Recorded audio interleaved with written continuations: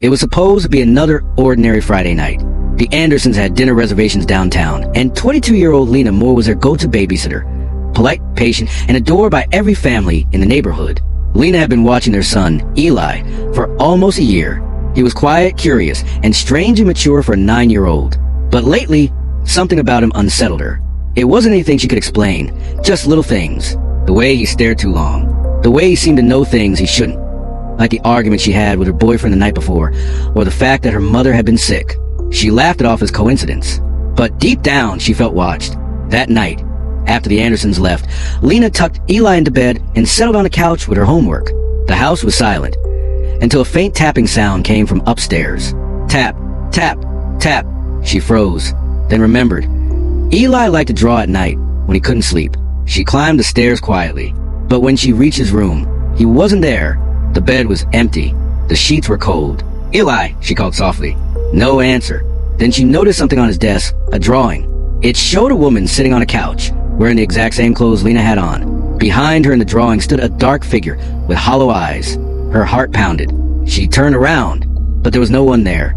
Just the quiet creak of the house breathing. A sound came from the basement. She'd never known the Andersons even had a basement. The door had always been locked. But tonight, it was open just a crack. "Eli?" she whispered again, her voice trembling.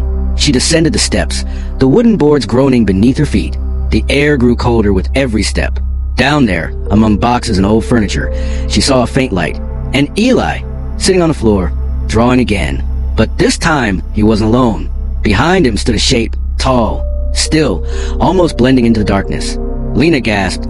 The figure disappeared in an instant. Eli looked up at her calmly and said, "You shouldn't be here." Something in his voice didn't sound like a child's.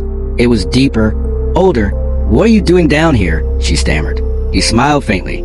"I'm finishing what she started." Lena noticed an old photo frame lying next to him, cracked glass, covered in dust.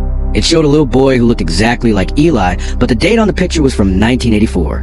That couldn't be right. Eli stood, eyes unblinking. "She didn't believe me either," he said. "That's why she's gone." The lights flickered. The basement door slammed shut. Lena screamed, pounding on the door, but the sound that answered wasn't a voice. It was laughter, high-pitched, echoing childlike, and not entirely human. When police arrived hours later, the Andersons were hysterical. The babysitter was gone, and Eli was asleep in his bed, calm, unharmed, as if nothing had happened. But there was something strange on his nightstand. A new drawing. It showed him, standing beside a smiling woman, and under it, written in shaky letters, "My new babysitter." Lena was never found. The Andersons moved away a month later, leaving the house empty. Neighbors say the lights in the basement still turn on sometimes, always at 9 p.m., the exact time Lena disappeared. And some swear they've seen a small figure standing in the window, drawing. If this story sent chills down your spine, don't forget to like, subscribe, and turn on the notification bell, because the next story might be closer to home than you think.